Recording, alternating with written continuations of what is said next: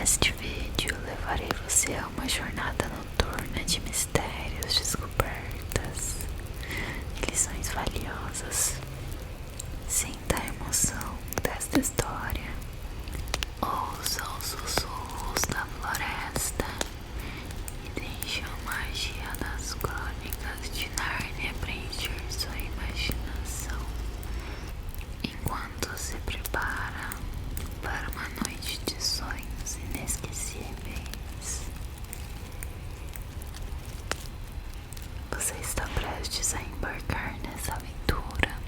Apague as luzes, se aconchegue sobre as cobertas e prepare-se para uma experiência mágica e reconfortante. Bem-vindos ao mundo das crônicas de Nárnia, onde a imaginação ganha vida e a magia nunca acaba. Bom, no livro As Crônicas de Nárnia tem 7 crônicas. Hoje vou começar lendo O Sobrinho do Mago. Capítulo 1. A Porta Errada.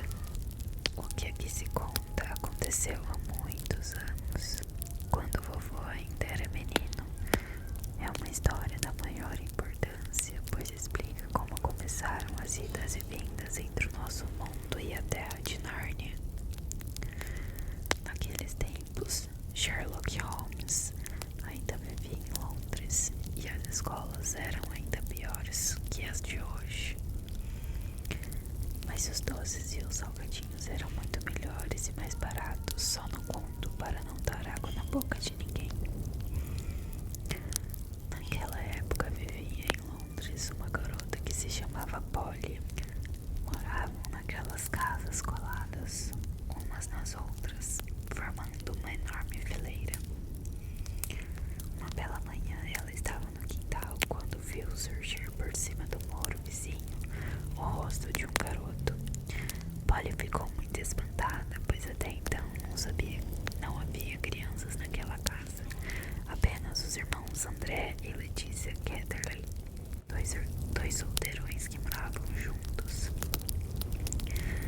Por isso mesmo, arregalou os olhos, muito curiosa.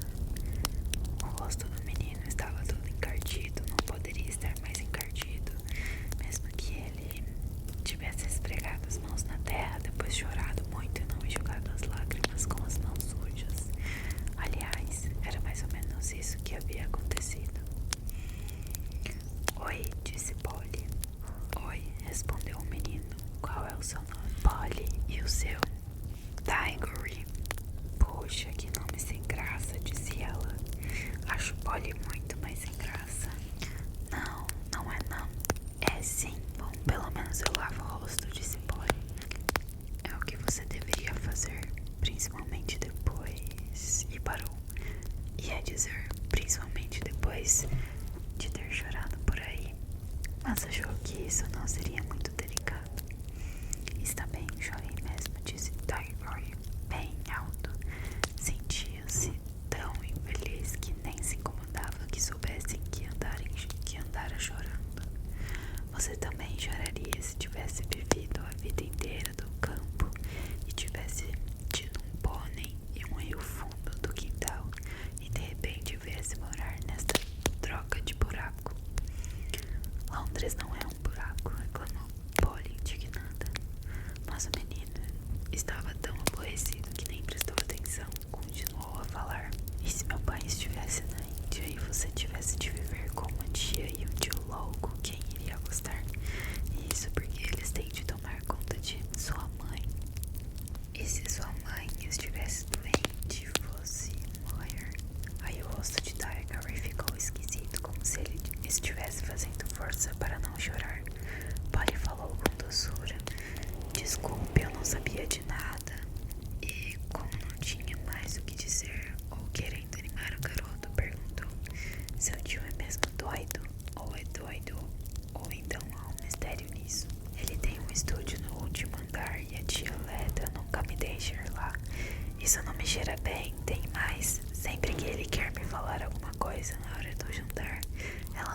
preencha dizendo: não aborreço o menino, André.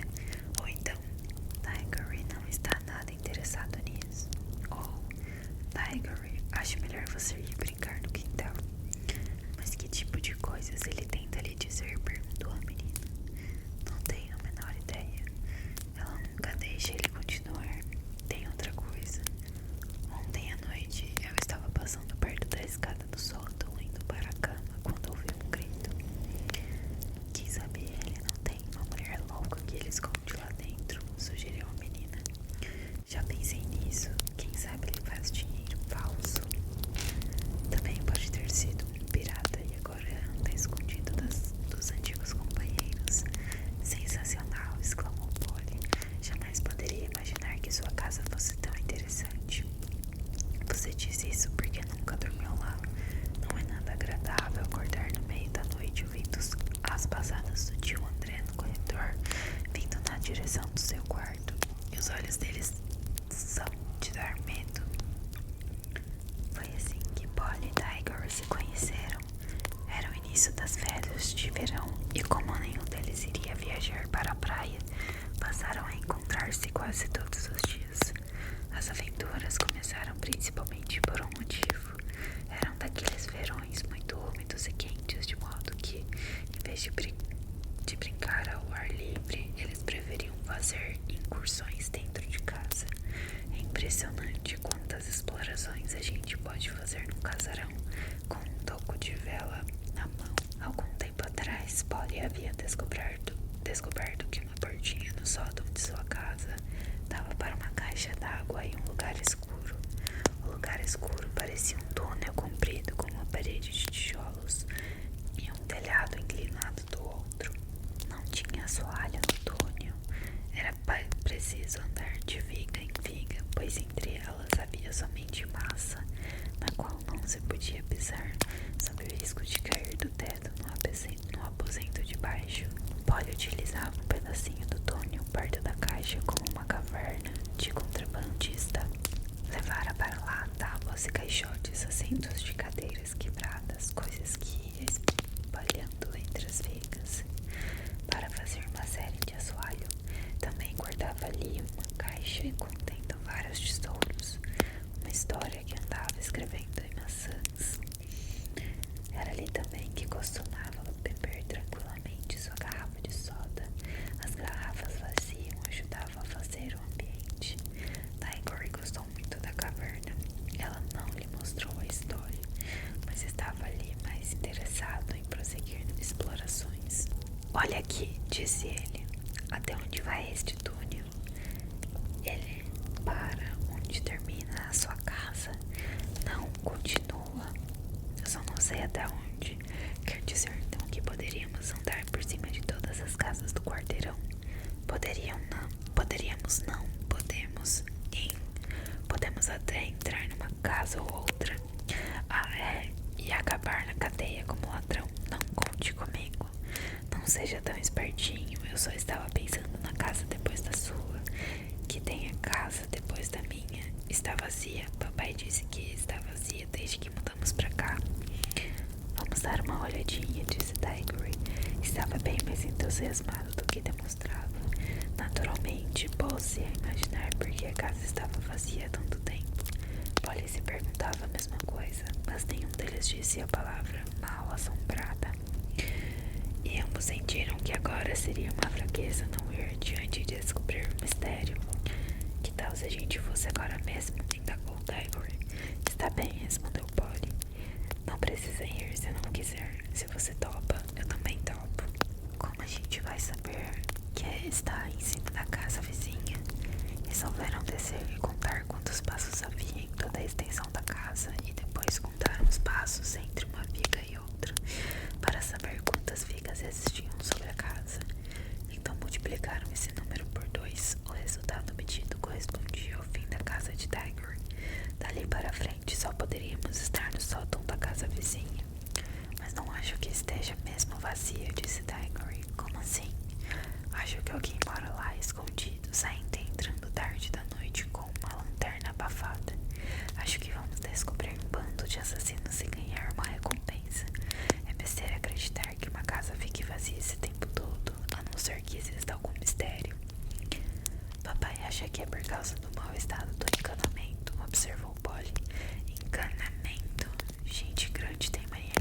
explicações sem graça, disse Diggory. Agora que conversavam as luzes do dia, não parecia muito provável que a casa estivesse mal assombrada. Não estavam muito seguros sobre as medições e cálculos no papel, mas, de qualquer maneira, não havia tempo a perder. Não podemos fazer o menor barulho, disse Polly, quando subiram e se encontraram perto da caixa d'água. Cada um levava consigo uma vela, coisa que não faltava na caverna de Polly. Estava muito escuro e empoeirado, iam pisando de viga em viga sem dizer palavra, exceto quando cochichavam um para o outro. Já devemos estar na metade do caminho, ou coisa parecida. Ninguém tropeçou. As chamas das velas aguentaram firme. Por fim, descobriram uma portinha encaixada na parede de tijolos à direita. Não havia maçaneta desse lado, mas havia um pegador, como se vê às vezes na parte interna da porta de um armário. Abro? Perguntou Diggory. Se você topar, eu topo, respondeu Polly. A coisa estava começando a ficar séria, mas ninguém ia dar para trás. Diggory empurrou o pegador com dificuldade. A porta abriu-se toda e a súbita luz do dia doeu-lhes os olhos. Então, com grande espanto, viram que estavam olhando não para um sótão vazio, mas para um quarto mobiliado. Não parecia ter ninguém. O silêncio era tumular. A curiosidade de Polly resolveu a indecisão. Soprando a chama de vela, ela entrou no quarto estranho, quietinha como um camundongo. O local tinha naturalmente a forma de sótão, mas estava arrumado como uma sala de estar. Não havia canto de parede sem estantes, e não havia canto de estante que não estivesse entulhado de livros. O fogo crepitava na lareira. Era um verão muito frio, como você se lembra. Diante do fogo estava uma poltrona alta. Entre a poltrona e Polly, enchendo quase metade da sala, havia uma mesa enorme, repleta de objetos, livros, cadernos grossos, vidros de tinta, canetas e microscópio. Mas o que Polly notou em primeiro lugar foi uma bandeja de madeira contendo um certo número de anéis. Os anéis estavam colocados em pares, um amarelo e um verde, juntos um pequeno espaço. Depois, outro anel amarelo e um verde. Não eram maiores do que uns anéis comuns. Era impossível deixar de olhar para eles, pois eram muito brilhantes e bonitos. A sala estava tão quieta que se percebia logo de entrada o tic-tac do relógio. Mas, notava-se agora, não era tão quieta assim. Havia no ar muito ligeiro zumbido. Se os aspiradores de pó já tivessem sido inventados, Polly imaginaria que se tratava do ruído de um aspirador de pó funcionando lá longe, bem longe. O som era mais agradável do que o de aspirador, mais musical, mas era tão leve que mal se podia ouvir. Tudo bem, disse Polly, não tem ninguém aqui. Ela passou a cochichar. Diggory também entrou piscando o olho sujo para valer. Polly também não estava nada limpa. Não estou gostando disso, falou Diggory. Não é uma casa vazia, coisa nenhuma. É melhor a gente cair fora antes que chegue alguém. Que isso? Perguntou Polly, apontando para os anéis. É melhor a gente cair. Não chegou ao fim. A poltrona na frente do fogo moveu-se de repente e dela surgiu como um diabo de comédia pulando de um alçapão. A figura amedrontada do tio André. Não estavam mesmo na casa vazia. Estavam na casa de Diggory, no estúdio proibido. Minha nossa, exclamaram as duas crianças. Tio André era altíssimo e muito magro, tinha uma cara comprida, com um nariz pontudo, olhos faiscantes e uma moita de cabelos grisalhos. Diggory estava mudo, pois o tio André parecia 1000 vezes mais apavorante do que antes. Polly não estava tão amedrontada, mas não demorou muito, pois a primeira coisa que o tio André fez foi cruzar a sala e trancar a porta. Voltou-se e fixou as crianças com seus olhos faiscantes e sorriu, mostrando todos os dentes. Agora louca da minha irmã não pode mais nos perturbar. Era terrível, muito diferente de tudo que se pôde esperar de um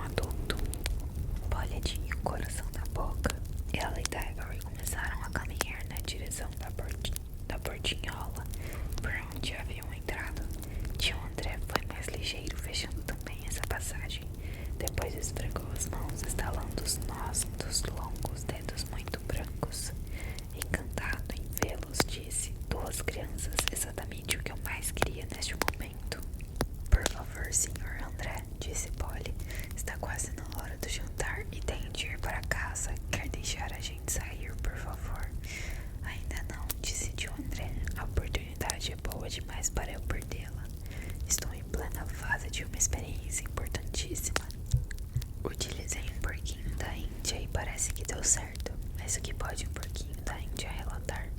Impossível explicar para ele como voltar. Escute aqui, tio André, disse Diggory. Está mesmo na hora do jantar e daqui a pouco estarão chamando por nós. Melhor o senhor deixar a gente ir embora. Melhor, porque Diggory e Polly trocaram olhares aflitos. Não ousavam dizer coisa alguma, mas os olhares significavam o seguinte: que coisa pavorosa, e também vamos ver se damos um jeito. Se o senhor permitir que a gente vá embora, falou Polly, voltaremos mais tarde. Como posso saber que voltarão realmente? Perguntou o tio André com um sorriso astuto, parecendo no entanto mudar de ideia. Muito bem, se precisam mesmo ir, o que hei de fazer? Não deve ser divertido para dois jovens como vocês conversar com um velhote. Deu um suspiro e continuou. Vocês não podem imaginar como me sinto sozinho às vezes. Podem ir jantar, meus filhos, mas antes quero lhes dar um presente. Não é todo dia que encontro uma moça neste meu velho estúdio, principalmente uma senhorita tão bela como você. Polly já começava a achar que ele não era tão louco, afinal de contas. Quer um anel, meu bem? Perguntou o tio André. Daqueles verdes? Quero sim. Um verde não, replicou o tio André. Lamento muito, mas não poder dispor dos anéis verdes. Mas terei o prazer de presenteá-la com um dos amarelos de todo meu coração. Experimente um. Polly já havia superado o medo e estava convencida de que o velho não era louco e os anéis eram de fato atraentes. Caminhou para a bandeja. Estranho, o zumbido aqui é mais forte. Parece que vem dos anéis. Você está imaginando coisas, cara menina, disse o velho com uma risada. Parecia uma risada comum, mas Diggory perceberam uma expressão quase de gula na face do tio. Polly, não banque a idiota, gritou ele. Não toque nos anéis. Era tarde demais. Polly já tinha pegado um anel e imediatamente, sem barulho, sem um clarão, sem nenhum aviso, já não existia Polly. Diggory e tio André estavam agora sozinhos na sala. Capítulo 2. Foi tão repentino, tão terrível, tão diferente de tudo que já havia acontecido a Diggory, mesmo em pesadelos, que ele deu um grito instantaneamente. A mão do tio André tapeou-lhe a boca. Nada disso, sua mãe pode ouvir e você sabe muito bem que ela não deve levar sustos. Nada podia ser mais desagradável, disse Diggory mais tarde, do que lidar com o sujeito naquelas condições, mas não gritou de novo. Melhor assim, tio, disse tio André. Reconheço que é chocante quando vemos pela primeira vez uma pessoa sumir. É fato, até eu fiquei arrepiado quando vi outro tio porquinho da Índia desaparecer. Foi aquele dia que o senhor deu um berro. Ah, você ouviu? Espero que não ande me espionando. Não fiz isso, disse Diggory indignado, mas quero saber o que aconteceu com a Polly. Pode me dar os parabéns, replicou o tio André, esfregando as mãos. Minha experiência deu certo. A menina se foi e sumiu deste mundo. O que o senhor fez com ela? Enviei a menina para um outro lugar.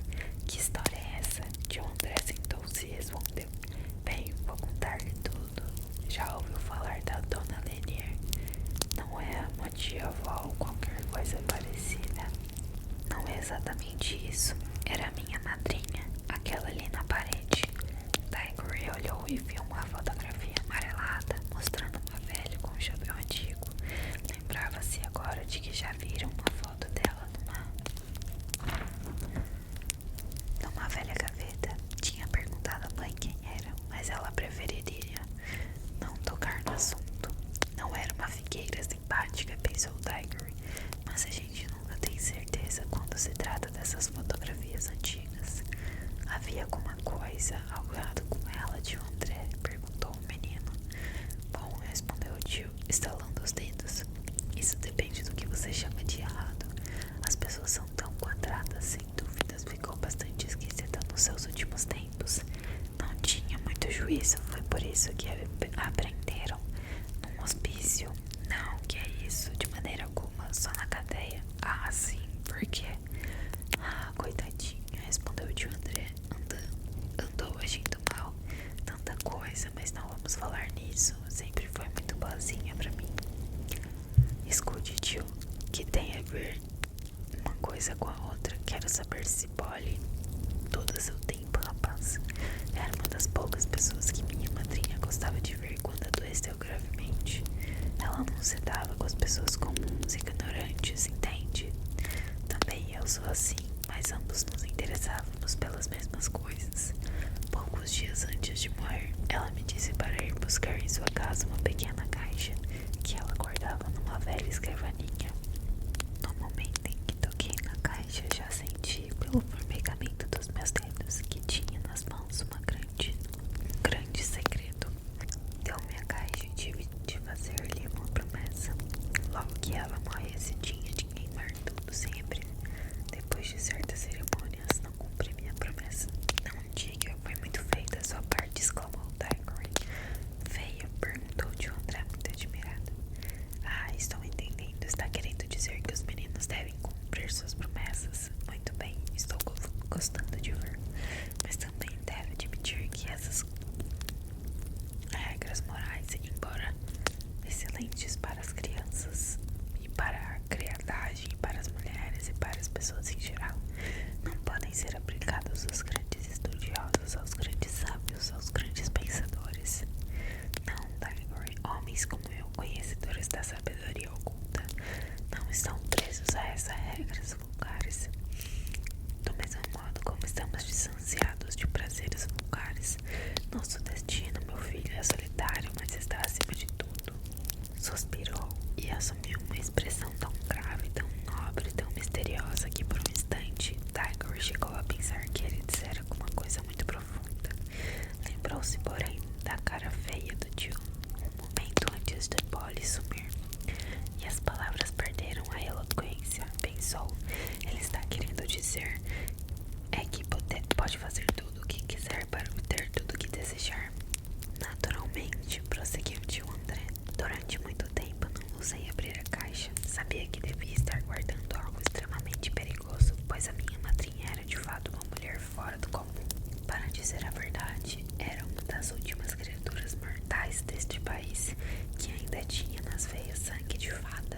Uma vez me disse que havia mais duas no tempo dela, uma duquesa e uma arrumadeira. Sério, Daigory, você está agora conversando com o último homem, muito provavelmente, que teve realmente uma fada madrinha. Que tal? É uma coisa de que você poderá se lembrar com orgulho quando tiver a minha idade. Aposto que era mais uma bruxa do que uma fada, pensou Daigory, acrescentando em voz alta. Quer saber de Polly? Que mania de bater sempre na mesma tecla, exclamou tio André, como se isso fosse a coisa mais importante. Minha primeira iniciativa foi, naturalmente, estudar a própria caixa. Era muito antiga, já sabia que não era grega, nem egípcia, nem babilônica, nem ítica, nem chinesa. Era mais antiga do que essas civilizações. Ah, que dia fabuloso quando descobri, afinal, a verdade. A caixa viera da Atlântida, quer dizer, era séculos mais velhos do que essas coisas de idade da pedra que costumam desenterrar aí na Europa. Não era uma coisa rústica como aquelas outras, pois já na aurora do tempo a Atlântida era uma grande cidade com palácio, templos e homens ocultos. Fez uma pausa como se esperasse algum comentário de Daigory, mas este que no minuto a minuto estava gostando menos do tio não disse nada. Tio André retomou a palavra. Enquanto isso, eu estava aprendendo um bocado sobre magia em geral. Não seria conveniente contar isso a uma criança. Enfim, cheguei a ter uma boa noção das coisas que podiam existir dentro da caixa, pois de vários estudos foi apertando o cerco. E claro, tive de conhecer algumas pessoas, digamos, à margem da sociedade. Passei algumas experiências muito desagradáveis. Foi por isso que fiquei de cabelos brancos, mas ninguém pode virar feiticeiro sem pagar um preço. Acabei perdendo a saúde, mas melhorei e acabei conhecendo o segredo. Embora não houvesse a menor possibilidade de que alguém pudesse escutá-los, tio André inclinou-se e cochichou. A caixa da Atlântida continha certa coisa que fora trazida de outro mundo quando o nosso mal começava. Que coisa? Perguntou Daigory, que mesmo sem querer já estava curioso. Pó fininho, pó seco. Nada de entusiasmar naquele que valesse tanto trabalho. É o que você deve estar achando. Ah, mas quando vi aquele pó, tive cuidado de não tocar nele e pensei que cada grãozinho ali já estivera em um outro mundo. Não estou falando de outro planeta, pois os planetas fazem parte do nosso mundo. Estou falando de outro mundo mesmo. Uma outra natureza, um outro universo, um lugar onde você jamais chegaria, mesmo que viajasse eternamente através do espaço. Deste grosso universo, um mundo que só poderia ser alcançado através da magia. Bem, a essa altura, Tio André esfregava tanto as mãos que seus dedos estalavam como fogos de artifício. E prosseguiu. Sabia que se fizesse direito, aquele pó nos levaria ao lugar de onde viera. A dificuldade era esta: como fazer?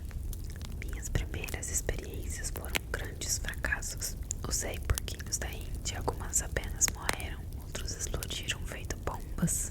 Que maldade! Exclamou Tiger, que já tinha tido um porquinho da Índia. Como você teima em fugir do assunto? É para isso que as crianças existem.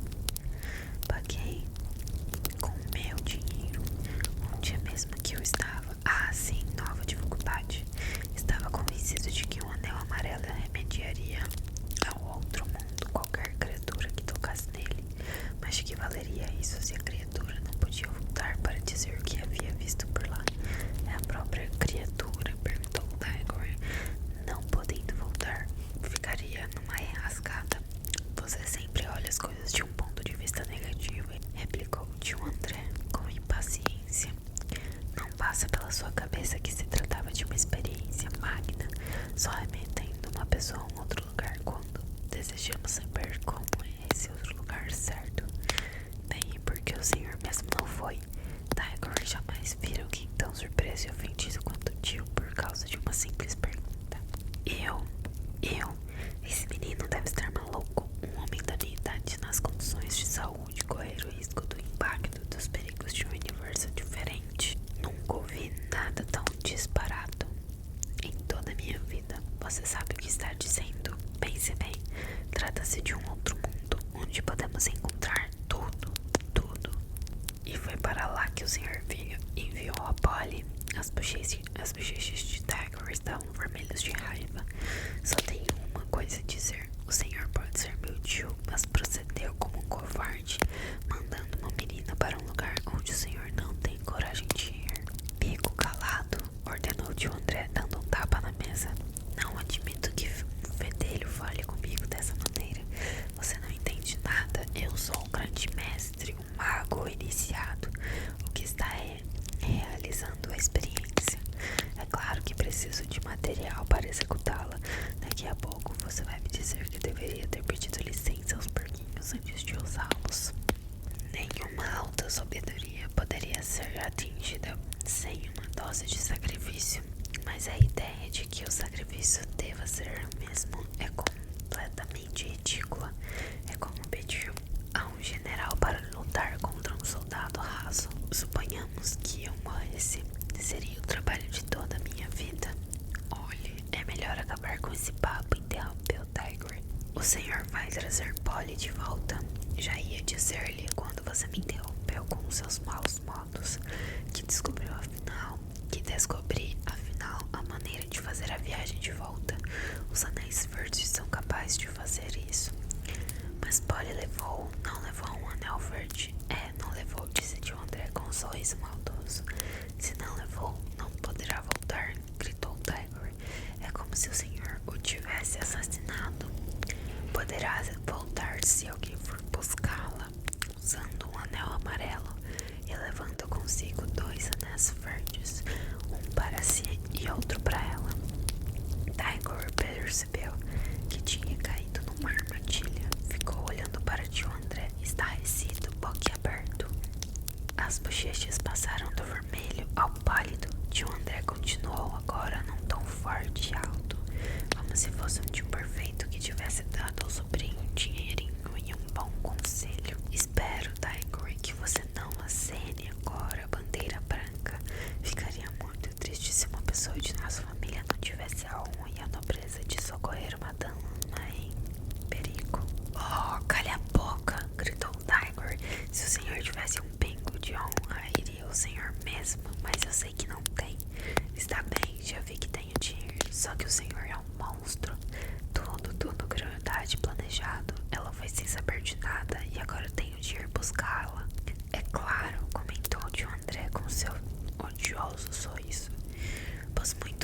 eu vou, mas tem uma coisa que faço questão de dizer antes de ir. Até hoje não acreditava em magia, agora sei que existe. Sendo assim, acho que os velhos contos de fadas são todos mais ou menos verdadeiros. E o senhor não passa de um bruxo cruel como os que existem nos contos. Escute então, nunca soube de um bruxo que não acabasse pagando por sua maldade no final da história. É só. De todas as coisas ditas por Tyrion, foi esta a única que teve interesse certo. Sobressaltado, o André revelou tanto horror na face que, apesar de sua monstruosidade, era quase possível ter pena dele. Um segundo depois recompôs-se, dizendo, com um sorriso forçado: bem, é natural que uma criança pense dessa maneira. Uma criança criada entre mulheres como você não precisa preocupar-se com os meus perigos, Tiger. Não seria melhor preocupar-se com os perigos porque passa a sua amiguinha? Já há algum tempo que ela se foi. Se algum perigo existir lá, bem, seria uma pena chegar um pouquinho atrasado. Até parece que o senhor se importa muito com isso, disse Tiger impetuosamente. Já estou cheio desse papo. Que devo fazer? Antes de mais nada, aprender a controlar os seus nervos, meu filho, respondeu John André com frieza. Do contrário, vai acabar com sua tia. Vamos. Levantou-se, calçou um par de luvas e dirigiu-se para a bandeja de anéis. Eles só funcionam quando estão de fato em contato com o outro, com a pele. Com luvas posso pegá-los à vontade, assim, se levar um no bolso nada acontecerá, mas tenha muito cuidado para não colocar a mão no bolso por distração. No momento em que tocar um anel amarelo, sumirá deste mundo. Quando estiver no outro lugar, espero que ainda não foi testado naturalmente, mas sempre espero.